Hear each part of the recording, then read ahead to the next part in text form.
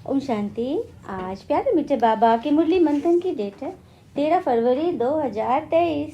तो आज मीठे मीठे बाबा अपने बच्चों से कह रहे हैं, ये गॉड फादरली वर्ल्ड यूनिवर्सिटी है मनुष्य देवता नर से नारायण बनने की। जब यह निश्चय पक्का हो तब तुम यह पढ़ाई पढ़ सको। भगवान कह रहे हैं कि ये गॉड फादरली वर्ल्ड यूनिवर्सिटी है मनुष्य देवता बनने की। जब यह निश्चय पक्का होगा ना कि हमें स्वयं भगवान बैठ पढ़ा रहे हैं अपनी गॉडली यूनिवर्सिटी में, तभी हम यह पढ़ाई पढ़ सकेंगे। प्रश्न, मनुष्य देवता बनने के लिए तुम बच्चे इस समय कौन सी मेहनत करते हो? उत्तर, आंखों को क्रिमिनल से सिविल बनाने की, साथ साथ मीठा बनने की। सतयुग में तो है ही सबकी आंखें सिविल, वहाँ यह मेहनत नहीं होती करने की। यहाँ पतित शरीर है, पतित दुनिया में तुम आत्मा भाई भाई हो। तुम बच्चे सभी आत्मा भाई भाई हो। यह निश्चय कर आंखों को सिविल बनाने का पुरुषार्थ कर रहे हो। क्या कह रहे बाबा? मनुष्य देवता बनने के लिए कौन सी मेहनत कर रहे हैं हम? आंखों को क्रिमिनल से सिविल बनाने की, मतलब आंखों को ही मीठा करना है, क्योंकि आंखों से ही सारे विकार शो होते हैं। तो सबसे ज़्यादा हमें मेहनत कहाँ करनी है? आंखों पर ही। दूसरा प्रश्न, भक्तों की किस एक बात से, सर्वव्यापी की बात से गलत हो जाती है? कहते हैं, हे बाबा, जब आप आएंगे तब हम आप पे वारी जाएंगे। तो आना सिद्ध करता है कि वहाँ है नहीं, तो सर्वव्यापी का बात तो गलत हो गया ना। ओम शांति। बाबा रूहानी बच्चों से पूछते हैं कि अपने आत्मा के स्वधर्म में बैठे हो? या तो जानते हो कि ये एक ही बेहद का बाबा है जो हमें पढ़ा रहा है, और जिसे हम सुप्रीम रूह या परमात्मा कहते हैं, परम आत्मा अर्थात हमारे परम पिता। ये बातें तुम बच्चे ही समझ सकते हो। 5000 वर्ष पहले भी यह ज्ञान तुम सबने ही सुना था। तुम जानते हो आत्मा बहुत छोटी सूक्ष्म है, उनको इन आंखों से देखा नहीं जाता। ऐसा कोई मनुष्य नहीं होगा जिसने आत्मा को देखा होगा। हाँ, देखने में आ सकता है, परंतु दिव्य दृष्टि से, वह भी ड्रामा के प्लान अनुसार। दिव्य दृष्टि से ही आत्मा का साक्षात्कार होता है, मतलब मन की आंखों से। भक्ति मार्ग में भी आंखों से कोई साक्षात्कार नहीं होता था।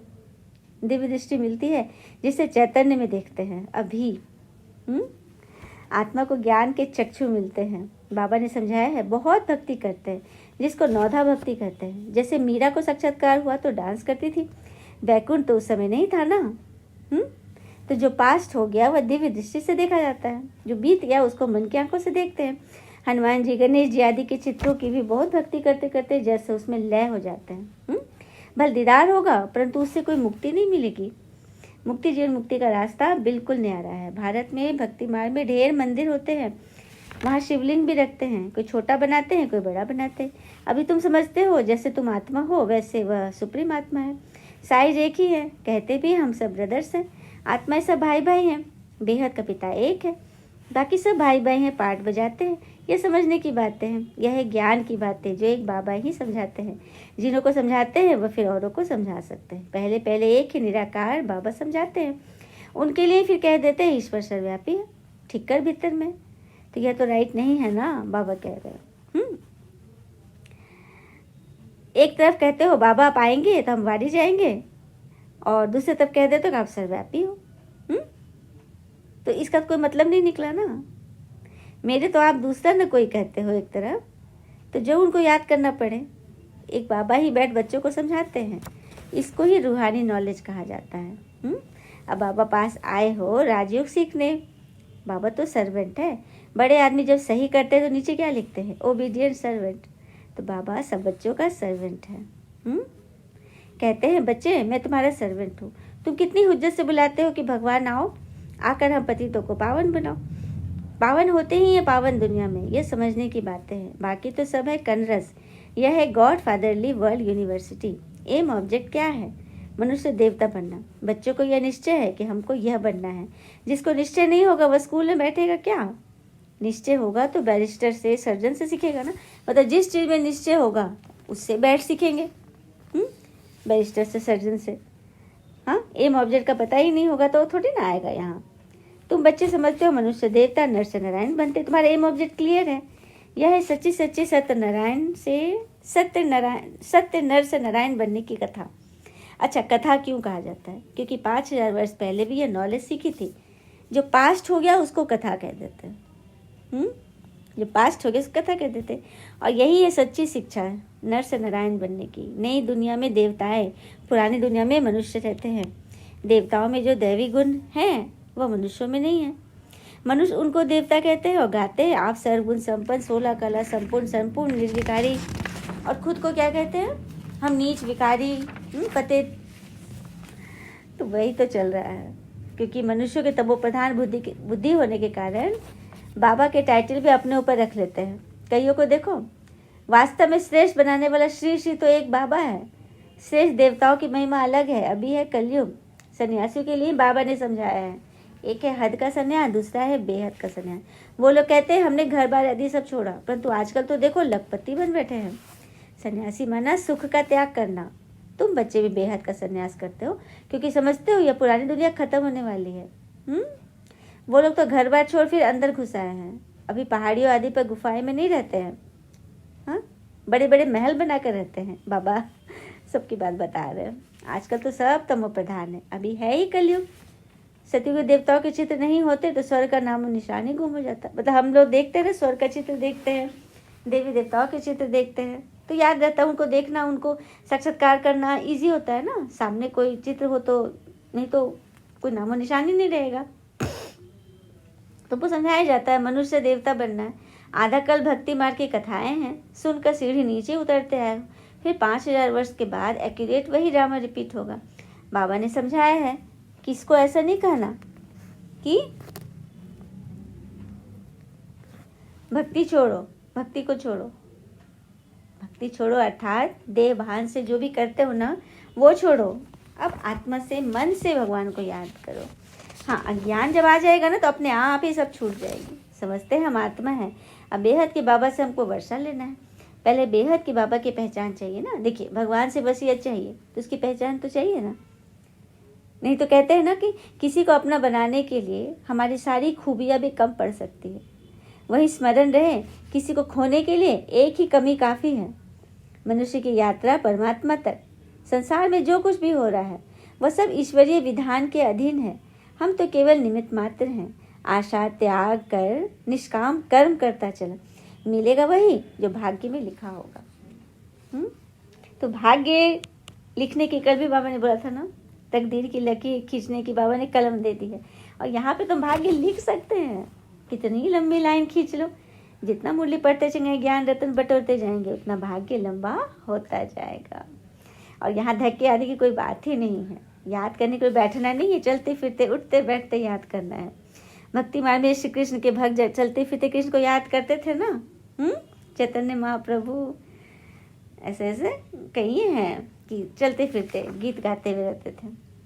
दिल में तो बस याद रखनी है, हाथ काम करे और दिल भगवान को याद करे। जब वो लोग कर सकते हैं भक्ति मार्ग, क्या तुम घर बैठे शिव बाबा को याद नहीं कर सकते हो? बाबा देखो बता रहे हैं, हमें सिखा रहे हैं। फिर बाबा कहते हैं आत्मा को परमात्मा नहीं कहा जाता, अंग्रेजी में आत्मा को सोल कहा जाता है। एक भी मनुष्य नहीं जो पारलौकिक पिता को जानता हो, वह बाबा ही ज्ञान का सागर है। उनमें नॉलेज है मनुष्य को देवता बनाने की। बाबा कहते हैं रोज रोज मैं तुम्हें गुहे गुहे बातें सुनाता हूँ, मुख्य बात है ही याद की। उसमें नॉलेज है मनुष्य को देवता बनाने की। किसमें नॉलेज है? स्वयं भगवान में, बाबा में के अंदर ही नॉलेज है मनुष्य को देवता बनाने की। बाकी तो ये अब काम कोई भी कर नहीं सकते। तुम जानते हो आत्मा कैसे पुनर्जन्म लेते हुए अपवित्र बनी है। पहले तुम आत्मा पवित्र थी, तुम्हारा गृहस्थ धर्म पवित्र था, अब दोनों ही अपवित्र बन गए हैं। जब दोनों पवित्र है तो उन्हों की पूजा करते हैं, लक्ष्मी नारायण की जोड़ी। आप पवित्र हो, हम अपवित्र हैं। मतलब भक्त लोग अपने को अपवित्र मानते हो, देवी देवता के आगे माथा टेकते हैं, पूजते हैं। तो बाबा समझा रहे हैं आप ही पुजारी अपवित्र बने हो, 84 जन्म लिए हैं, सारे वर्ल्ड की हिस्ट्री जोग्राफी तुम जानते हो, कौन कौन राज्य करते थे, कैसे राज्य मिला, यह हिस्ट्री और तो कोई नहीं जानते, सिर्फ तुम जानते हो, आगे नहीं जानते थे। पत्थर बुद्धि थे ना, रचता और रचना के आदि मदन का ज्ञान नहीं था तो नास्तिक थे। अभी आस्तिक बनने से तुम कितने सुखी बन जाते हो। तुम यहाँ आए ही हो देवता बनने के लिए। तो पढ़ाई पढ़ना है ना। और कहते हैं ना, अतीत में जीवन जीना, दूसरों से ज़्यादा उम्मीद रखना, आवश्यकता से अधिक सोचना और अपने आप को दूसरे से अधिक बुद्धिमान मानना, यह चारों ही दुख का कारण है। और इसी वजह से फिर क्या होता है? सबसे पहले कौन क्या क्या दिक्कत होती है? सबसे पहले मन रोता है, उसके बाद आंखें रोती है, उसके बाद शरीर खराब, व्यवहार खराब, सब कुछ खराब, है ना। तो इन्हीं सब चीज़ों से भगवान हमें, अगर ये सब चीज़ रख लें तो अभी भी हम नास्तिक ही हैं, भगवान को पहचाने ही नहीं। तो इस समय तुम्हें बहुत मीठा बनना है। तुम एक बाबा की संतान भाई बहन ठहरे ना, तो क्रिमिनल दृष्टि जा नहीं सकती। बाबा कहते मुझे आना ही पड़ता है पतित दुनिया पतित शरीर में, जो पतित बने हैं उन्हें कोई पावन बनाना है। फिर बाबा कह रहे तुम जानते हो कृष्ण और राधे दोनों अलग अलग राजाई के थे, अलग अलग राजवंशी थे, प्रिंस प्रिंसेस थे। पीछे जब स्वयंवर होता है तब लक्ष्मी नारायण बनते हैं, और फिर उनकी डिनेस्टी गाई जाती है। संबत भी उनसे कहा जाएगा। सत्य की आयु आयु ही लाखों बरस कह देते हैं सभी। बाबा कहते हैं सिर्फ 1250 वर्ष। रात दिन का फर्क हो गया ना, बोलो लाखों बरस, हाँ बाबा कहते हैं सिर्फ 1250 वर्ष। रात ब्रह्मा की आधा कल, फिर दिन ब्रह्मा का आधा कल। ज्ञान से है सुख, भक्ति से है दुख। यह सब बातें बाबा बैठ समझाते हैं। फिर भी कहते हैं मीठे बच्चों अपने को आत्मा समझो, स्वधर्म में टिको, बाबा को याद करो, वही पतित पावन है। याद करते करते तुम पावन बन जाएंगे। अंत मति सुगति। बाबा स्वर्ग का रचयिता है ना, तो याद दिलाते हैं तो स्वर्ग के मालिक थे, अभी पतित हो इसलिए वहाँ जाने लायक नहीं हो, इसलिए पावन बनो। मुझे एक ही बार आना पड़ता है। एक गॉड है, एक ही दुनिया है। मनुष्यों की तो अनेक मतें, अनेक बातें हैं, जितनी बात जुबान उतनी बातें। यहाँ है ही एक मत, अद्वैत मत। झाड़ में देखो कितने मत मतांतर हैं, झाड़ कितना बड़ा हो गया है।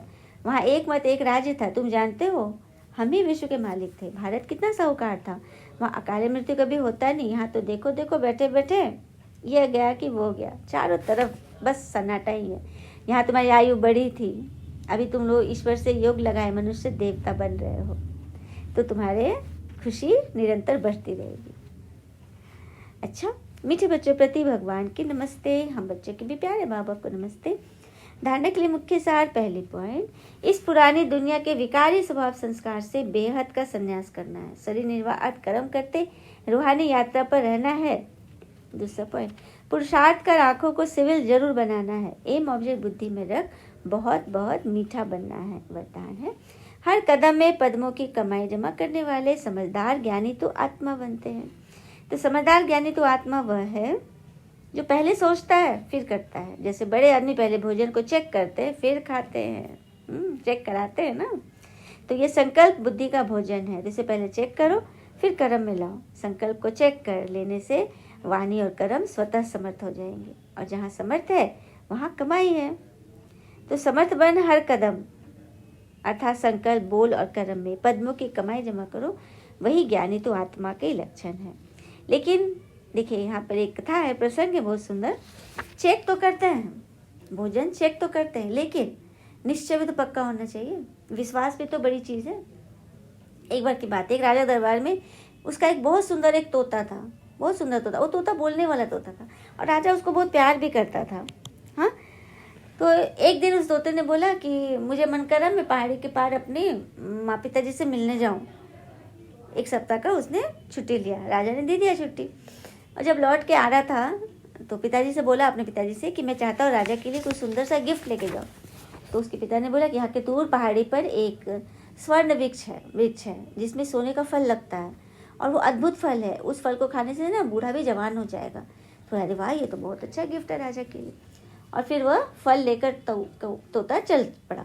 लेकिन रास्ते में उसको थोड़ी थकावट लगी तो एक पेड़ की डाल पर फल को ऐसे फंसा दिया और सो गया। उस पेड़ पे ना एक जहरीला नाग भी रहता था। उसने क्या किया ना, उस फल को मतलब चाट दिया, मतलब ऐसे करके ना टच कर लिया, विष डाल दिया उसमें, खाया जो भी टच किया। और तोता को तो पता नहीं चला। अब वो ले जा करके वो फल दे दिया राजा को। राजा तो बड़ा सुंदर, देखने में बड़ा सुंदर था। तोता को बड़ा आभार प्रकट करे, वाह तुम इतना सुंदर मेरे लिए लाई, इतनी दूर से लाए। तभी मंत्री बोले कि राजन आप इसे मत खाइए, पहले इसको टेस्ट कराते हैं। तो बोला हाँ ये तो जरूर होने चाहिए। तो थोड़ा सा काट के जब किसी पशु को खिलाया, वो तुरंत मर गया छटपटा के। अब तो राजा की त्योरियाँ चढ़ गई, एकदम गुस्से में बोला कि ये तोता मुझे मारना चाहता था, जाओ इसको मौत के घाट उतार दो। और उस तोते को मार दिया गया। और क्या किया राजा ने, उस बोला कि इस फल को ना कहीं दूर मतलब फेंक दो, मेरे राज्य से दूर कहीं। और फेंक दिया गया। उधर उसका वहाँ पे बीज अंकुरित हो गया और पेड़ हो गया, उसका फल लग गया। तो एक दिन कोई बूढ़ी आत्मा थी, उसने वो फल खाया तो वो जवान हो गई। अब तो आश्चर्य की बात, वो दौड़ कर मैंने उड़ते तो खबर राजा के कानों में पहुंची। राजा को पता चला कि अरे बूढ़ी माता जवान हो गई फल खाने से। जब राजा ने वहां देखा, मंत्री ने देखा कि अरे यही फल तो आपने यहाँ पे फेंका था। तो तब राजा को याद आया कि अरे तोता ने तो मुझे इतना सुंदर फल ला के दिया था, लेकिन मैंने उसे विश्वास नहीं किया और उसे अपने इतने अच्छे मित्र को जान गंवानी पड़ी। ये बात है, आप भोजन भर चेक करो लेकिन अपने विश्वास को भी पक्का रखो। स्लोगन, बाबा और सर्व की दुआओं के विमान में उड़ने वाले ही उड़ता योगी हैं। भगवान और सर्व की दुआओं के जो विमान में उड़ते हैं वही तो उड़ता योगी बनते हैं। अच्छा, ओम शांति। शुक्र मीठे बाबा और बाबा के प्यारे प्यारे बच्चे, आप सबका दिन सदैव शुभ हो। ओम शांति।